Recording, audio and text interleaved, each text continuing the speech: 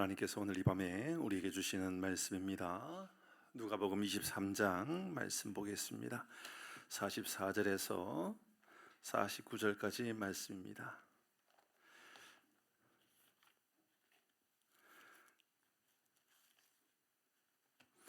누가복음 23장 44절에서 49절 말씀입니다.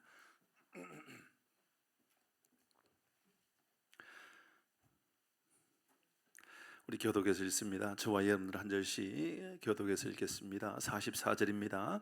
때가 제 6시쯤 되어 해가 빛을 잃고 온 땅에 어둠이 임하여 제 9시까지 계속되며 예수께서 큰 소리로 불러 이르시되 아버지 내 영혼을 아버지 손에 부탁하나이다 하고 이 말씀을 하신 후 숨지시니라.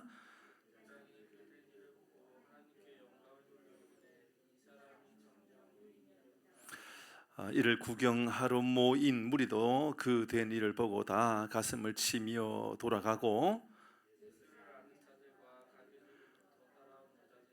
다 멀리 있어서 이 일을 보니라. 아멘. 한 주간 동안 고생하셨습니다. 새벽에 기도하러 오신다고 고생하셨습니다. 좀 더우세요? 제가 더워가지고 그런 거예요. 제가 뒤에서 찬양하면서 이렇게 준비하는데 너무 더운 거예요.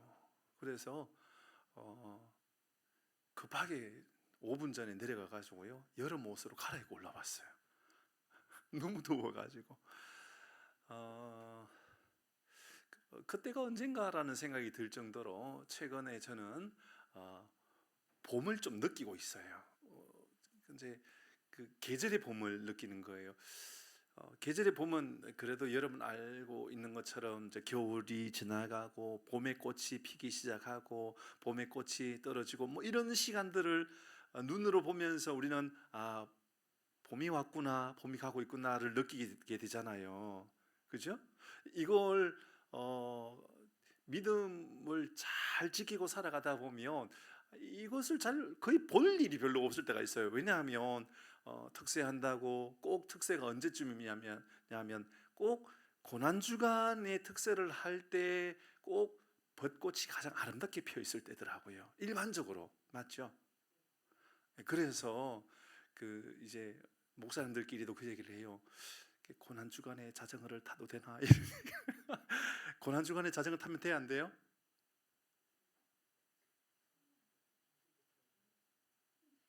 힘들게 타면 안 돼요? 그럼 뭐 힘 안 들게 타면 어떻게 타야 돼요? 전기 자전거로 타면 되나? 누구한테 물어봐야지 대답해 줄까? 타도 돼요. 근데 또 너무 열심히 타는 모습을 보면 우리 형제님 이야기하는 것처럼 너무 열심히 타는 거 보면 또 그걸 또 성도님 중에 누군가가 봤을 때는 또 은혜가 안 될 수도 있겠다라는 생각은 하게 돼요. 맞죠? 그래서 그러면 멀리 좀 떠나가지고 저 여주까지 가서 타면 되나? 숨어서 타면 되잖아요. 이런 고민을 하게 된다니까요, 실제로. 그래서 물론 저도 이번 주간에 차에다가 자전거를 실어놓고 이제 자전거를 타면서 그래도 빨리 회복을 해가야지 그런 마음을 가지고 자전거를 3번 실어놓고 한 번도 못 탔어요. 실어놓고 내리고 실어놓고 내리고 실어놓고 내리고 마음에 뭐 큰 부담감 뭐 이런 것보다도 그래도 그러면 자전거 안 타고 걷는 건 되나요? 걷는 건 되고 자전거 타는 거 안 돼요? 돼요. 사실은 뭐가 문제예요, 그죠? 저 때문에 우리 부목사님이 고생이 많아요. 왜냐하면 꼭 밥 먹고 나면 제가 1시간씩 걸어야 되기 때문에 꼭 점심은 유목사님하고 같이 먹을 때가 많은데 먹고 나면 제가 차를 그냥 걸을 수 있는 길로 그냥 끌고 가버려요. 그리고 세워놓고 자 1시간 걷고 갑시다. 그러니까 매일 뭐 그렇게 하고 있어요. 그러니까는 얼마나 열심히 지금 많이 걸었는지 몰라요. 근데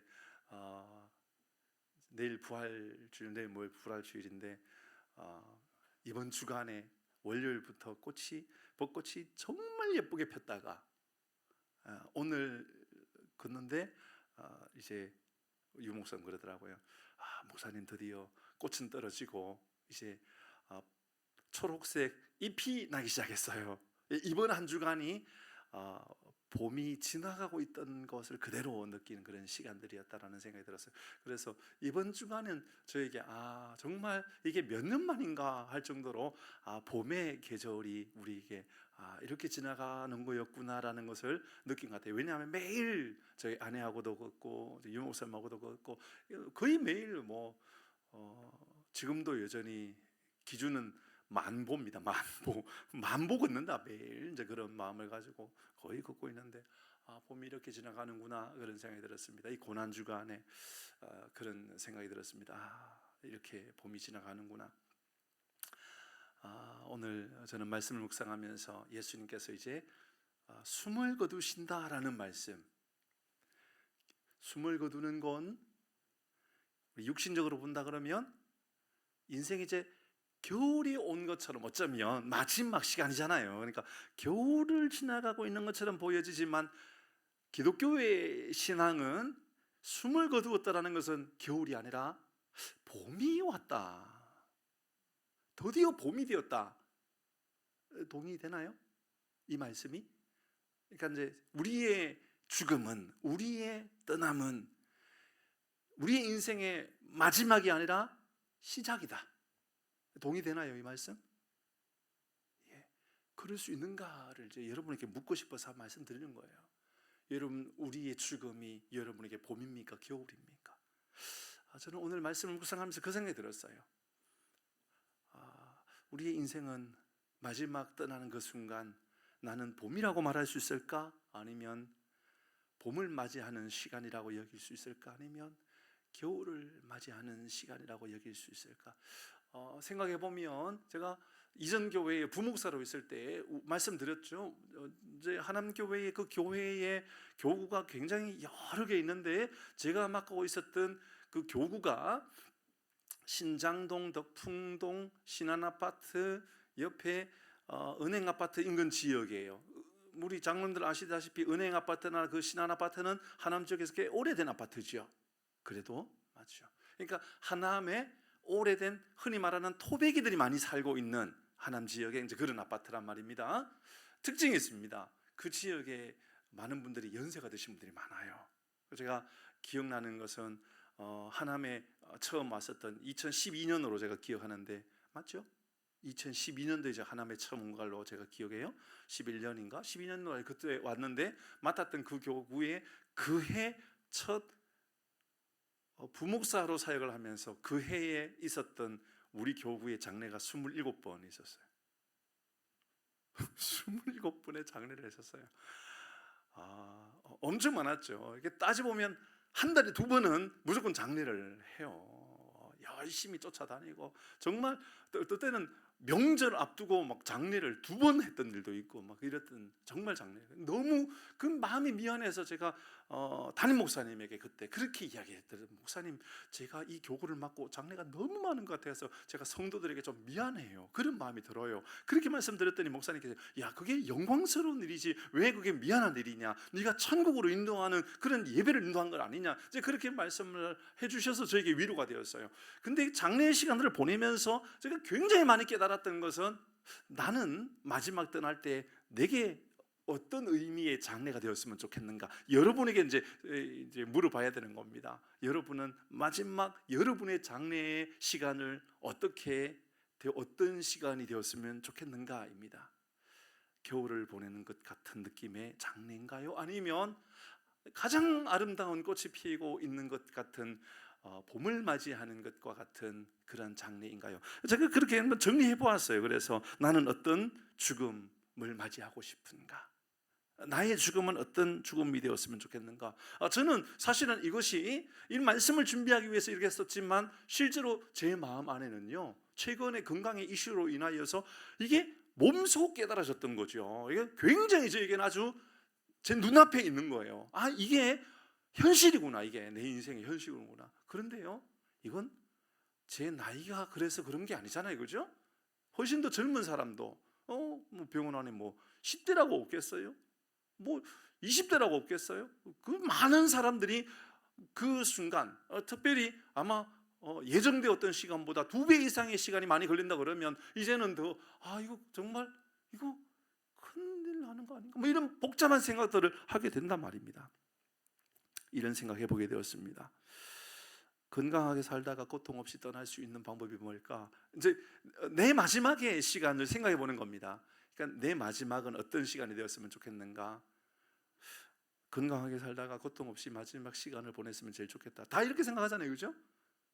병원에서 막 너무너무 시달리고 고통스럽게 있다가 어떤 분들은 그래서 나는 죽어도 요양원은 보내지 말라고, 그냥 마지막 그냥 그렇게 했으면 좋겠다고. 우리 교회 권사님도 투석도 하지 말라고, 자기는 그렇게 마지막에 힘들게 살다가 가고 싶지 않다고. 그런 게 현실이고요. 얼마나 그런 일들이 많이 있는지 모릅니다. 예전에 어떤 연예인, 배우면서 가수였던 어느 연예인 권사님은 자기가 암으로 인하여서 너무너무 어려운 시간을 보낼 때 간증을 했던 이야기가 아직도 기억이 나요. 분명히 그는 이제 마지막 떠날 시간이 그렇게 많이 남아있지 않다는 것을 알고 있음에도 불구하고 간증을 하는데, 그분이 이렇게 간증을 했어요. 저는 하나님께 얼마나 감사한지 몰라요. 왜냐하면 나도 모르는 사이에 내가 떠나는 것이 아니라 내 주변에 있는 사람들과 다 인사하고, 내가 사과할 사람들 다 사과하고, 관계가 좀 문제가 있었던 분들 내가 다 찾아가가지고 풀 것 다 풀고 떠날 수 있는 기회를 하나님께서 나에게 주셨으니, 나는 지금 내가 이런 건강에 이슈가 있는 것이 문제가 아니라 나는 이게 하나님께 얼마나 감사한 일인지 모릅니다. 그 이야기를 하는 거예요. 믿음 좋죠, 그죠? 정말 믿음 좋은 거예요. 어떻게 그렇게 고백할 수 있을까? 나만 생각하는 것이 아니라, 그게 누군지 알죠? 김자옥 권사님. 김자옥 권사님 그렇게 이야기했어요. 그분이 암으로 투병하면서 했던 이야기가, 나는 하나님께 얼마나 감사한지 모릅니다. 왜냐하면 나는 마지막 내 시간에 누군가와 인사할 수 있다는 게 얼마나 다행이고, 사과할 수 있는 게 얼마나 다행인지 모릅니다. 그런 이야기를 했어요. 저는 이런 생각도 해보게 됩니다. 마지막 순간, 그래도 내가 마지막 떠날 때 재물을 남기는 사람이 아니라 영광스러운 믿음의 유산을 남길 수 있으면 좋겠다. 여러분 어떻습니까? 여러분은 남기고 싶은 것이 무엇입니까? 어떤 것을 남기면 여러분 아름답게 떠났다라고 말할 수 있겠습니까? 가장 존귀한 것. 그래서 떠날 때에 우리 자녀가 내 평생에 내가 가장 존경할 만한 그이는 바로 우리 아버지였다고, 우리 어머니였다고. 왜냐하면 다른 거 무엇보다도 믿음의 유산을 남겨준 것 아니냐라고. 여러분, 세상에 돈을 유산으로 남겨주는 것만큼 자녀를, 죄송해요, 다 그렇게 살기를 원하지만 불행한 일도 없다라는 말을 해요. 실제로 돈을 남겨줄 거라면 차라리 그 돈으로 자녀가 돈을 벌 수 있는 실력을 물려주는 게 더 정말 좋은 거라고 이야기해요. 맞죠? 그게, 그죠? 돈을 스스로 벌 수 있도록. 어떤 의사가 그 얘기를 해요. 어떤 의사가 최근에 이야기더라고요. 그분도 믿음 있는 분인데 하는 이야기예요. 내가 부모님께 물려받은 것은 내 돈이 아닙니다. 내가 내 실력으로 번 것만 내 돈입니다. 그 얘기를 하는 거예요. 그렇게 고백할 수 있도록 우리가 정말 애를 쓰고 있는가? 저도 생각해 보는 거예요. 혹시나 마지막 내가 떠날 때에 내가 내 자녀들에게 얼마의 돈을 물려주는 아버지인가? 아니면 스스로 돈을 벌 수 있고 스스로 살아갈 수 있도록 그렇게 도와줄 수 있는 부모가 될 수 있는가? 이런 생각도 해보게 되고요. 마지막 저는 이제 정리를 해보는 거예요.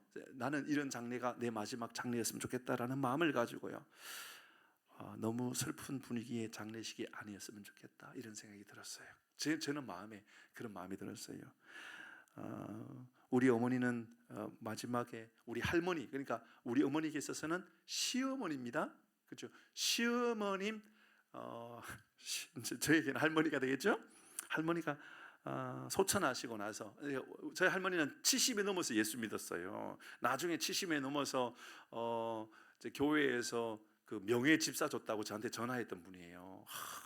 나도 드디어 집사가 되었다 그러면서 너무너무 좋아했던 저 할머니를 아직도 기억이 나요. 근데 그 할머니가 이제 떠나고 나서 저희 어머니가, 그때 장례는 요즘처럼 병원에서 장례식장에 하는 게 아니고 집에서 많이 했었잖아요. 맞죠? 장로님 맞죠? 그죠? 집에서 장례 많이 했잖아요. 우리 집에서도 장례했거든요. 집에서 장례하는데 우리 어머님이 우시는 건데 진짜 우는 거 말고요. 곡하며 우는 거 알죠? 아세요? 우는지 안 우는지 잘 몰라요. 그런데 우는 소리는 내는 거예요. 봤어요 그런 거?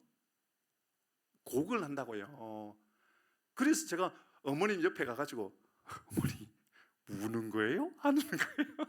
제가 그러니까는 야 그래도 시어머니 돌아가셨으니까 곡이라도 해야지 그러더라고요. 그러니까는 우는 건 아닌데 슬퍼서 우는 것처럼 보여주는 것이 덕인 것처럼 그렇게 표현했단 말입니다. 그런 시대에 우리가 살아왔고 또 그런 문화가 있는 것도 사실이죠. 그런데 저는 그런 생각이 들었습니다. 너무 슬픈 장례라기보다도 장례식이기보다도 저의 마지막 장례는 누군가에게 소망을 줄 수 있는 장례가 되었으면 좋겠다. 그러니까 많은 이들이 울어주는 장례가 아니라 참 그 양반 잘 살다가 떠났다. 그 양반 때문에 그래도 교회도 잘 세워지고 그 양반 때문에 그래도 교회가 건강하게 잘 부흥했다. 잘 살다 갔다. 그래서 울어주는 장례가 아니라 소망을 줄 수 있는, 아니 그렇다고 뭐 거기에서 기타 치고 춤추고 놀아라는 얘기가 아니라 그 장례에 다른 사람에게 누가 보아도 지나가면서 참 이 장례, 이 여기 장례는 참 은혜도 있고 참 복이 있다. 우리 원로 장로님도 그런 마지막의 순간은 그런 시간이 우리 장로님에게도 되었으면 좋겠습니다. 아멘.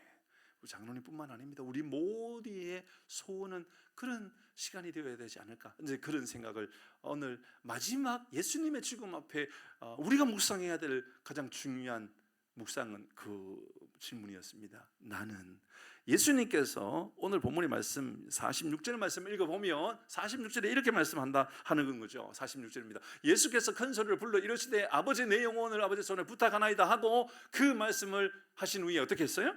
숨지셨어요. 그러니까 마지막 숨을 거두시는 그 장면 앞에 나를 이제 등장시키는 거예요. 예수님의 그 마지막 숨지시는 그 순간과 나는 어떤 차이가 있고 나는 어떤 시간을 보내게 될 것인가.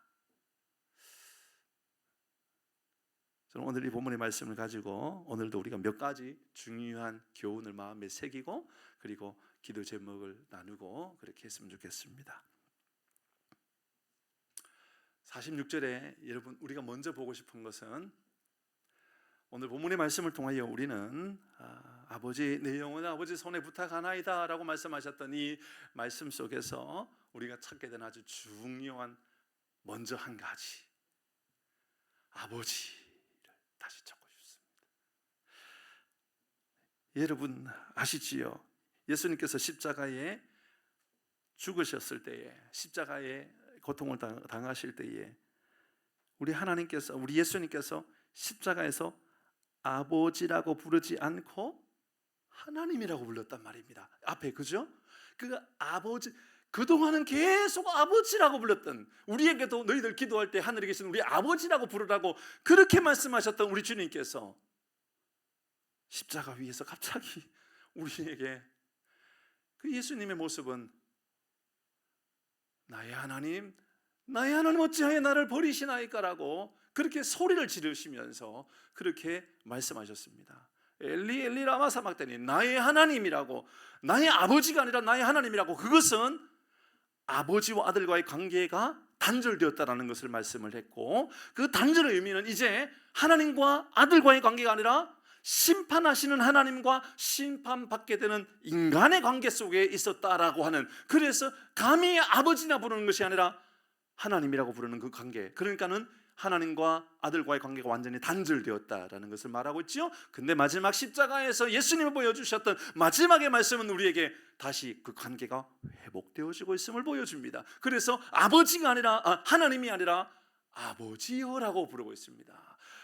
아버지 내 영혼을 아버지 손에 부탁하나이다. 아버지라고 부르고 있습니다. 이 말씀이 저에게 아주 큰 교훈이 되는 것은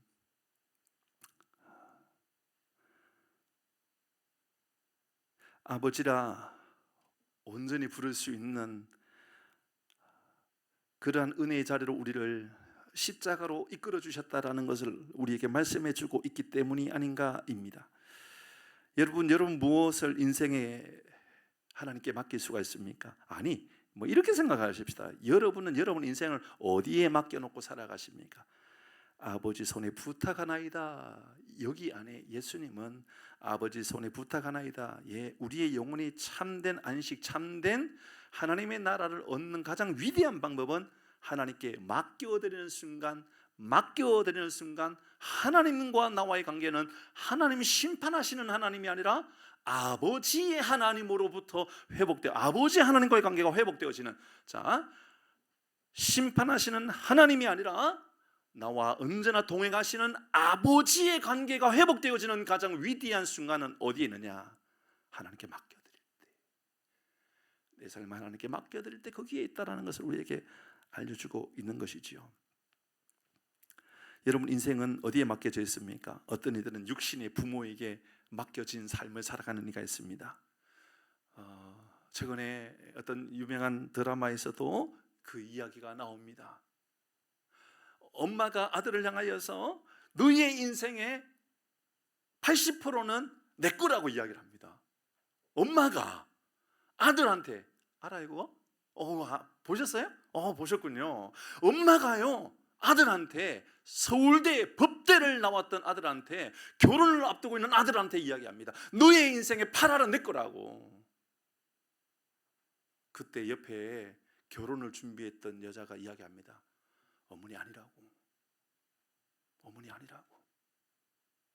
아들의 인생은 아들 거라고. 어머니 빨리 여기서 빠져나와셔야 된다고. 아들을 위해서라면 거기에 살면 안 된다고. 아들의 인생에 들어가서 살지 말라고. 빨리 나오라고. 여러분 남의 인생에 들어가서 살면 얼마나 피곤한지 모르는 거예요. 맞죠? 그죠? 여러분 매번 거기에 여러분 엮여 있는 거예요. 자녀에게 여러분 인생이 맡겨져 있으면요 늘 거기에 매여서 살아가잖아요. 아들이 뭘 이야기할 때마다 다 계속 노심초사하면서 걱정만 하고 살아가는 거예요. 부모에게 매여 있는 사람도 그런 거예요. 남편에게 매여 있을 때도 그런 거예요. 우리는 누구에게 내 인생이 맡겨진 영혼인지, 어떤 삶을 살아가고 있는지 우리에게 오늘 성경은 알려주고 있는 거예요. 그러니까 아버지 손에 부탁하나이다 라는 이 말씀이 있기를 원한다면 바로 우리의 인생은 하나님이 아버지 되심을 깨닫게 된다는 것을 알려주고 있죠. 저는 이게 얼마나 감동스러운 말씀인지 모릅니다. 여러분 우리의 영혼의 참된 안식은 누구의 어디에 우리의 인생이 맡겨져 있느냐에 따라 달라지는 거죠. 적어도 다른 건 몰라도요 여러분 우리의 신앙은 바로 여기서부터 저는 시작된다 생각합니다. 교회를 열심히 다니지만 여전히 재물에, 물질에 매여서, 물질에 이게 맡겨져 있는 인생을 살아가는 이들이 있고, 건강에, 친구에, 또 가족에, 여러분 그렇게 묶여져 있는 삶을 살아가는 이들이 분명히 있다 그 말입니다. 이제 우리를 여기에 그대로 적용해 봐야 되는 거예요. 큰 풍랑이 일어날 때에도 예수님께서 밑에서 주무시고 계셨어요. 곤물에 주무시고 계셨다고 그랬잖아요. 그렇죠? 제자들은 위에서 우리가 죽게 된 것을 알지 못하나이까. 예수님 옆에 있어도 잘 기억하셔야 돼요. 예수 믿는 사람도 고난에 있을 수 있다 없다? 있단 말입니다. 예수님이 같은 배 안에 타고 있어도요, 예수님이 내 인생의 배에 예수님께서 타고 계셔도요 바람이 불 수 있다니까요. 폭풍이 올 수 있다고요. 비바람이 불 수 있단 말입니다. 여러분 난 예수님 믿으니까, 나 교회 다니니까 나는 어려움에 당하지 않을 거야, 나에게는 절대로 내 인생에 풍랑이 없을 거야, 아니라는 거예요. 목사도요 아파가지고 병원 가서 이번에 수술해야 될 때도 있다니까요. 그럼 부인할 수가 없는 거예요. 그런 인생 우리 모두에게 동일하게 있을 수 있다고요. 그때 내 영혼은 어디에 맡겨진 삶을 살고 있는가를 오늘 우리에게 알려주고 있는 것 같아요. 여러분 평생에 주님 부르시는 그날까지 여러분의 인생, 우리의 인생 주님께 맡겨진 바가 되는 삶을 살기를 주의 이름으로 축복합니다. 귀신 들린 사람도요, 예수님 만남으로 참된 안식이라는 것이 얻어지게 되지 않았습니까? 풍랑이 있는 그 바닷가에서 예수님을 부를 때에 그 바다에 같은 배 안에 있었지만 큰 풍랑이 일어날 때에 예수님 가르쳐주신 게 뭘까요?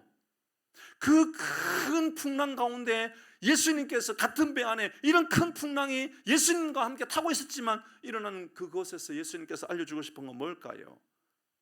제자들이 예수님을 찾고 예수님 부를 때에 예수님 어떻게 하면 됩니까? 알려주십시오. 예수님께서 바다야 잠잠하라. 여러분, 하나님께서 예수님께서 친히 명하심으로 예수님의 주도권이, 주재권이 예수님에게 있다는 것, 우주 만물의 모든 질서의 주재권이 주님께 있다는 것이 우리에게 인정되어짐으로 말미암아 풍랑이 사라지게 되는, 잠잠하게 되는 은혜가 임하기를 주의 이름으로 축복합니다. 여러분, 안식일을 여러분 빼앗고 있는 것이 무엇인지 돌아보십시오. 혹시 정치입니까? 어떤 의사가 최근에 여러분 보신 분들 있는지 모르겠는데 빨리 이 조선을 떠나야 합니다라고 이야기한 의사가 있었어요. 참 슬픈 이야기입니다. 많은 정치인이나 또 의사나 또 사람들이 그 교수가 그렇게 말한 것은 좀 잘못된 이해였다. 그분이 참 훌륭한 분입니다. 그렇게 말한 분, 뭐 알고 계시는 분이 있는지 모르겠지만 참 대단한 분입니다. 그런데 저는 여러분 의사여도 두 가지 모습이 있다고 저는 생각을 해요. 한 사람은 돈을 벌기 위한 의사가 있고요. 또 다른 의사는 난 돈을 벌지 않아도 돼. 나는 인류의 그 사명감을 감당하기 위해서 더 좋은 나라를 만들어가고 더 좋은 세상이 이루어지기 위해서 나는 의사를 하는 거야. 여러분, 이렇게 두 가지가 나눠질 수 있죠. 돈을 벌기 위한 의사 잘못된 겁니까? 아니죠.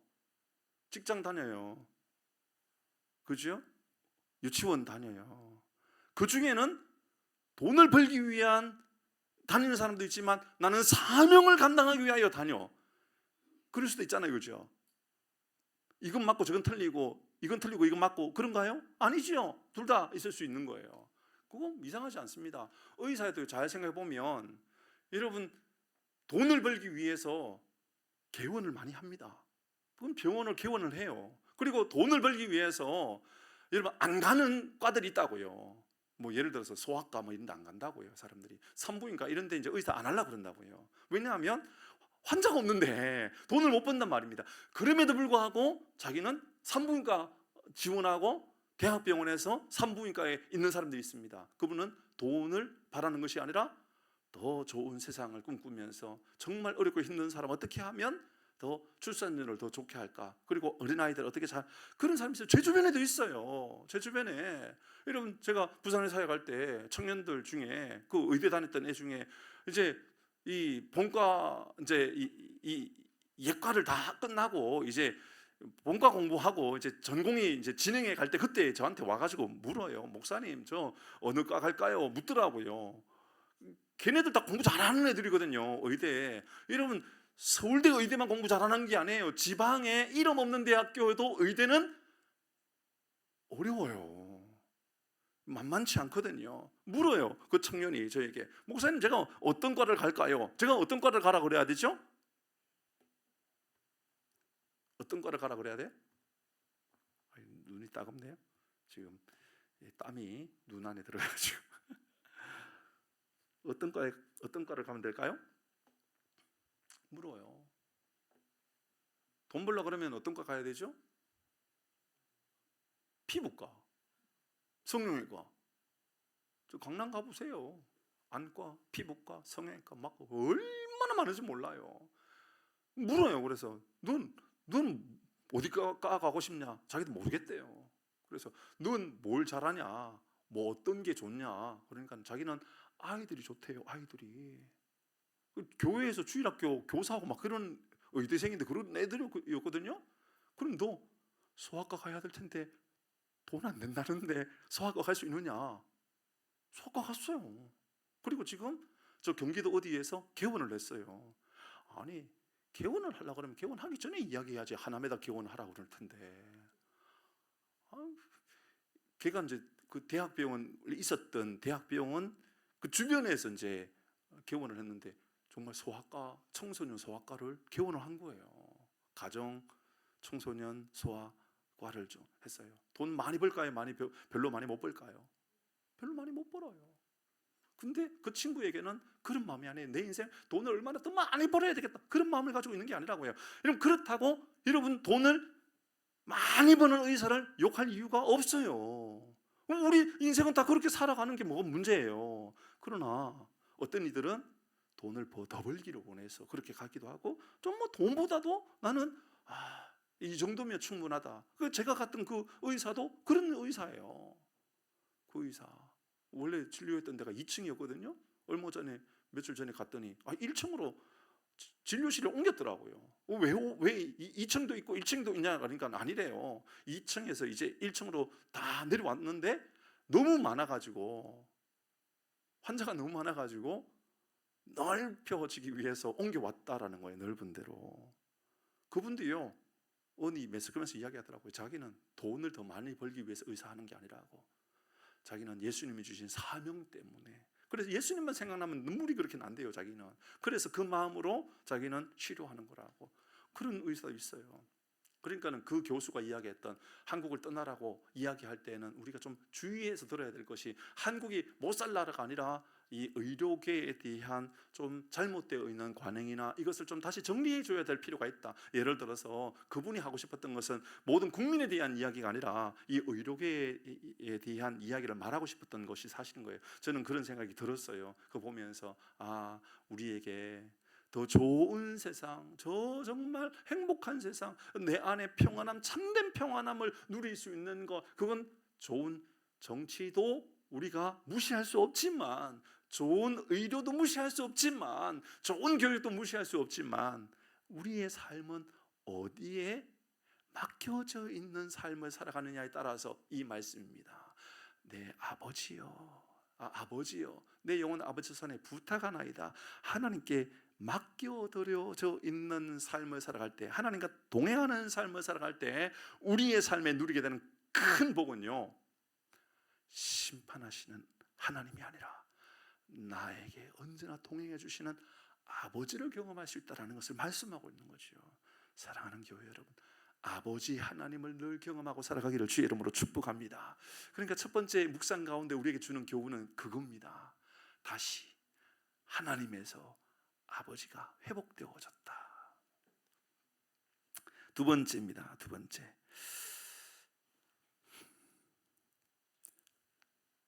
46절 여기에서 찾게 되는 겁니다. 여기에 이 말씀 앞에 또 있었었는데 애가 또 나옵니다. 같이 다시 볼까요? 예수께서 큰 소리로 불러 이르시되 아버지여. 자, 여기에 이전에 십자가 위에서 지금 7말씀 중에 오늘 마지막 7번째인데, 이 말씀이 앞에 또 나왔던 부분이 해당되는 게 뭐였어요? 큰 소리, 그죠?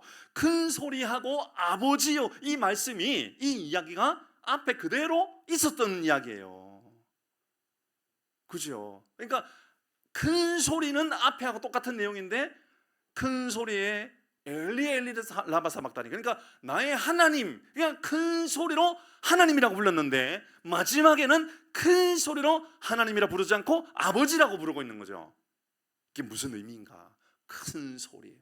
이게 어디 나오죠? 마태복음입니다. 다시 마태복음 27장의 말씀을 보려고 그럽니다. 27장 46절이네요. 46절 같이 읽겠습니다. 시작.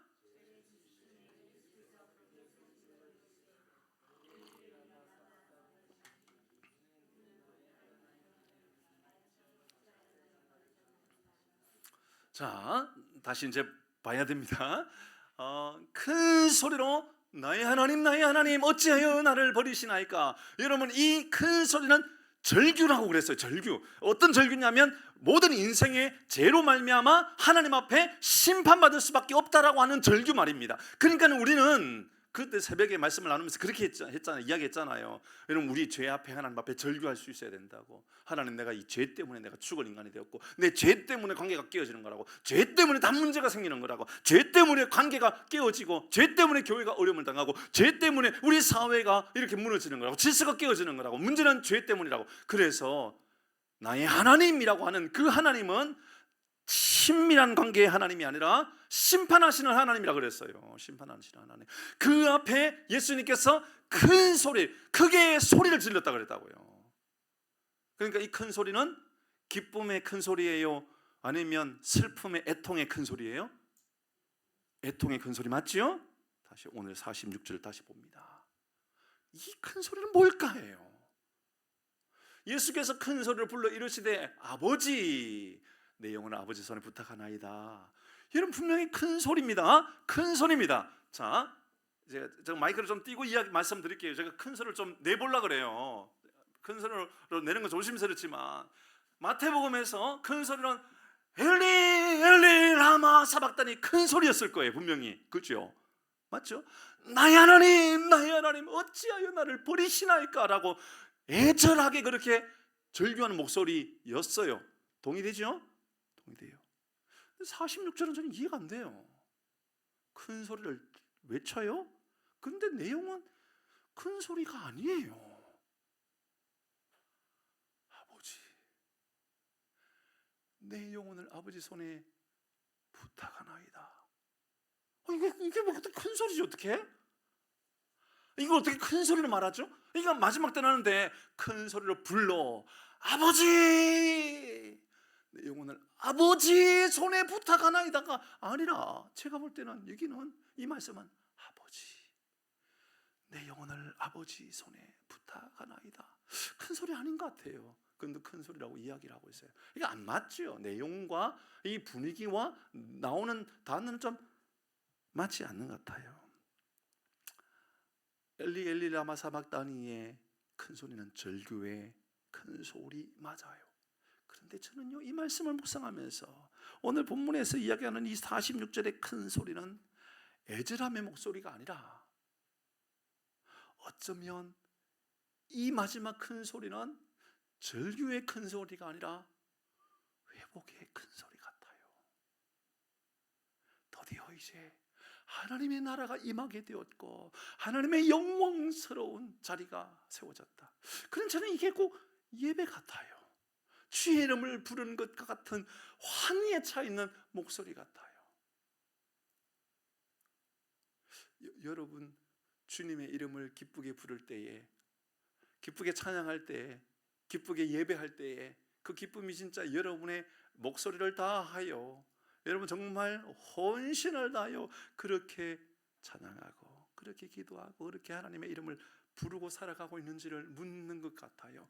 큰 소리를 불러 이르시되 이 말씀은 저에게 천국 입성의 환희와 같은, 왜냐하면 마지막 이 순간은 자 숨을 거두는 장면이기 때문에 숨을 거둔다고 생각해 보면 큰 소리로 아버지라고 하는 것은 천국을 보고 하나님 나라를 보고 말씀하시는 것처럼 느껴지더라. 그 말씀을 드리고 싶은 거예요.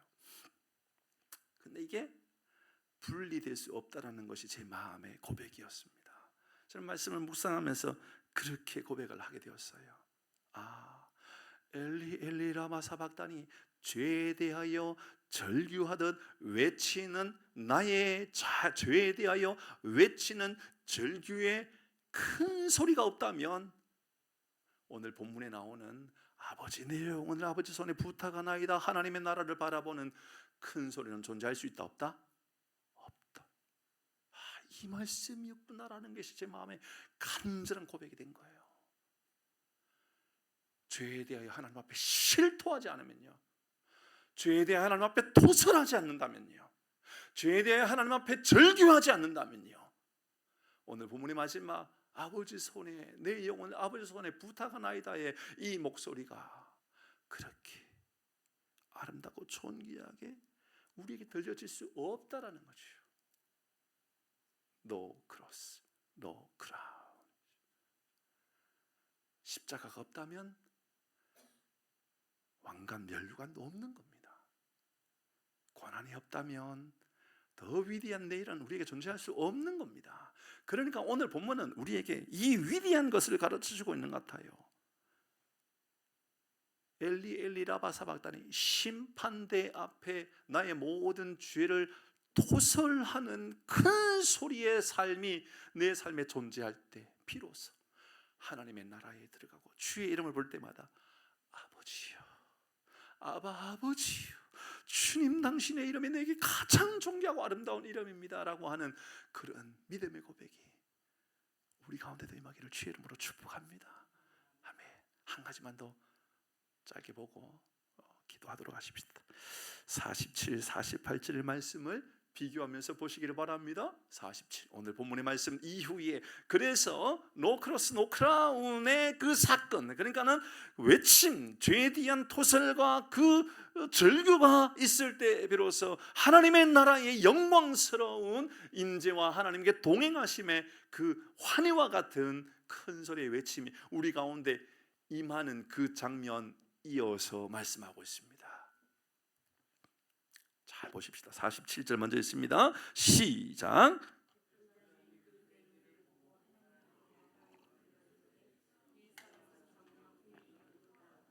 자, 누구 이야기입니까? 백부장 이야기입니다. 백부장은 지금 뭐 하고 있는 사람입니까? 예수님을 십자가에 못 박고자 하는 그 주도하고 있는 사람입니다. 그죠? 군인들을 시켜서 그 집행하고 있는 집행관과 같은 역할을 하고 있는 사람 백부장입니다. 근데 그 십자가 위의 사건을 본 겁니다. 그리고 나서 이 일로 인하여 예수가 그리스도라는 것을 깨닫게 됩니다. 그 십자가 위에서. 그러니까 이 앞에 말씀 있죠. 큰 소리로 아버지, 내 영혼을 아버지 손에 부탁하나이다. 이 모습은 오만 상의 얼굴에 인상을 쓰고 있는 그런 얼굴로 저는 느껴지지 않는단 말입니다. 이거는 이제는 하나님의 나라의 입성을 하나님 보고 계시고 예수님 보고 계시고 이런 회복과 위로와 하나님의 동행하심의 그러한 모습 속에 이제 그 모습을 백부장이 본 거예요. 백부장이 그 모습을 보고요, 은혜를 받은 거예요. 제가 이 말씀을 묵상하면서요, 나 마지막에 죽을 때에 이 백부장과 같이 원수와 같은 사람도 참 정말 은혜로웠다. 정말 저분본이 하나님 나라가 있고 저분본이 나도 교회 가고 싶다라는 마음이 제가 이 백부장 때문에 고백이 들은 거예요. 백부장이 말합니다. 그 된 일을 보고 누구에게요? 누구에게요? 하나님께 뭐 하고 있어요? 다른 말로 말하면 그 이름을 높여드렸다 그 말 아닙니까? 하나님께 영광을 높여드렸다. 누가요? 집행하는 예수님의 십자가에 못 박은 그 집행하는 원수와 같은 이가 그 모습을 보고요, 은혜 받은 거예요. 저는 여러분을 볼 때 여러분 원수들이 은혜 받기를 바랍니다. 또 다시요. 여러분의 삶에 여러분의 입술을 보고 여러분 죽음이 아니고요, 마지막 떠나는 순간이 아니고요, 여러분의 운전을 보고 여러분 주변에 있는 사람이 은혜 받기를 바랍니다. 예. 여러분의 직장에서 여러분을 힘들게 하는 사람이 여러분을 보고 은혜 받기를 바랍니다. 아멘 하셔야 돼요. 백부장이 은혜 받았다니까요. 백부장이 은혜 받고 하는 말이 하나님께 영광을 돌렸다 말합니다. 근데 그 주변에는요, 구경꾼도 있단 말입니다.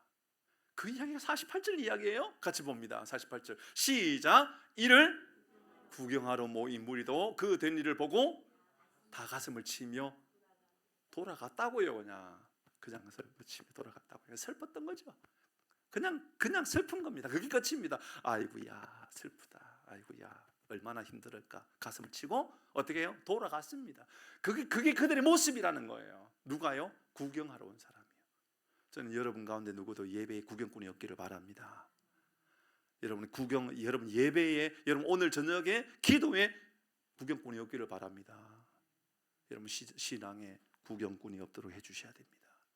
우리의 신앙은 구경하는 사람의 모습이 되면 안 됩니다. 대조하고 있죠, 그죠? 완전히 다르게. 47절 다시 한 번 더 돌려볼까요? 47절은 백부장 누구요?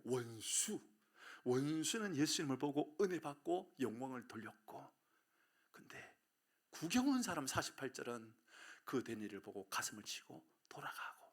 여러분은 누구입니까? 사랑하는 교회 여러분, 구경꾼의 신앙이 아니라 하나님 앞에 은혜의 믿음의 고백이 있는 신앙, 아름다운 믿음의 고백이 우리 가운데 임하기를 주의 이름으로 축복합니다. 찬양합니다.